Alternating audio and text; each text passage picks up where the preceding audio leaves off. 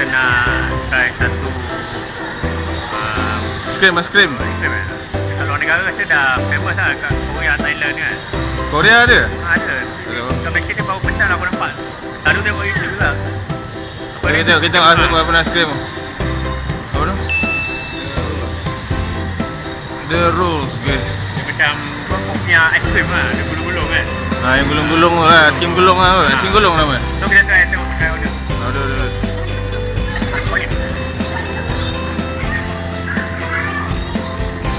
Keep calm and fry.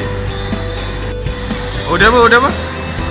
Ya, order Orea Koko Crunch tambah topping M&M. Okay, so kita akan tengok macam mana cara pembuatan dia.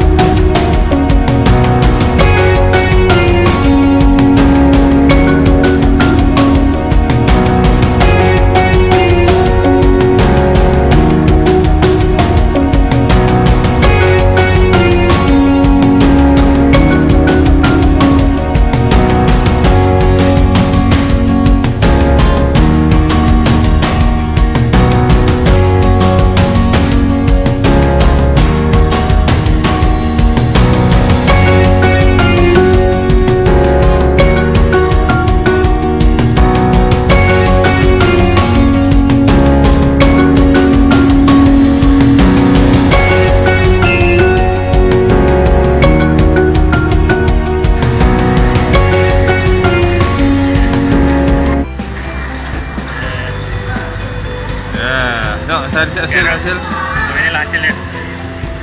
Pusing sikit. Marvelous. Belum rasa ke, nanti kita review rasa dia pula. Ya. Orea Koko Crunch dengan M&M. Apa ya? Orea Koko Crunch dengan M&M. Alright. So kita try ni. Harga ni RM10.90. Jom, try rasa. So kita dah tengok macam mana dia buat. Order date, so kita akan try rasa.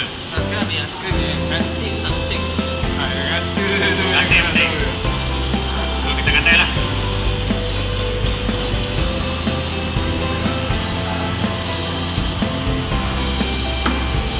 Rasa aiskrim lah.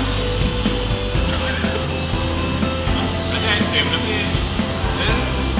tahu lah. Rasa aiskrim lebih unik sikit lah. Apa uniknya aiskrim lah. Unik lah, dia tak macam aiskrim. Aiskrim macam betul ada krim lagi kan. Sedap lah, sebab dia dah campur dengan Koko Crunch, dia dah hancurkan. Baru dia gulung. Berapa ringgit? Macam ni RM10. Tambah topping RM90 kot. Jadi RM10 topping. Macam mana? Okey, sedap. Sedap saya sampai tak ada aiskrim. Dengan aiskrim macam ni, dengan harga dia macam mana? Beza dengan compare aiskrim mahal lagi apa ni? Aiskrim RM20 kan? Tak, pasal ni kita susah nak compare. Pasal dia unik dia. Dia ada kelas tersendiri lah. Dia buat gulung tu dan dia apa nak compare dengan apa? Ini yang satu yang pun kan. So untuk pengalaman first time ni aku bagi 5 bintang.